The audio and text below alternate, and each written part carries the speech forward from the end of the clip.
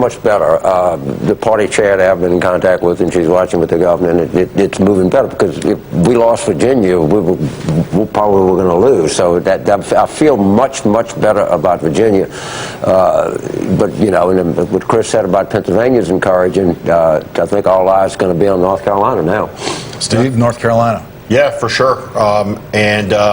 And she's behind in North Carolina. Look, my prediction was 320 to 340 electoral votes for her. I'm clearly wrong on that. This is going to be a very long night. It's going to be close. And you look at the rural vote that's coming in Florida, I don't think these things happen in isolation. So as we move into Ohio, we move into Michigan, we're going to see this phenomenon play out. But the presidency is up for grabs, clearly. That's what you keep saying in our ongoing conversation here that the audience hasn't been a part of, is that this doesn't happen in isolation. Right. Talk about Michigan. Well, what can we expect in Michigan if you have all this turnout in North Florida, if you have all this turnout in rural Virginia, if you have all this turnout, it's going to bleed over into Michigan. I mean, it's very hard for me to see a scenario. I hope I'm wrong. I desperately want to be wrong. I'm not in the business of being to be right here tonight, but it worries me about Michigan.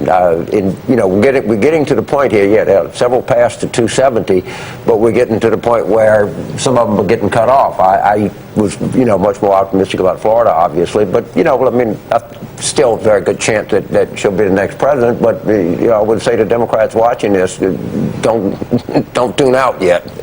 Steve, a chance that she'll be the next president? Yeah, for sure there's a chance she'll be the next president, but it's a lot closer than anybody expected, certainly in all our line of work. Brian, we're going back to you for poll closings. That quote from Steve Schmidt will find a life of its own tonight. The presidency is up for grabs. We just heard it there on live television. Both Mr. Carville and Mr. Schmidt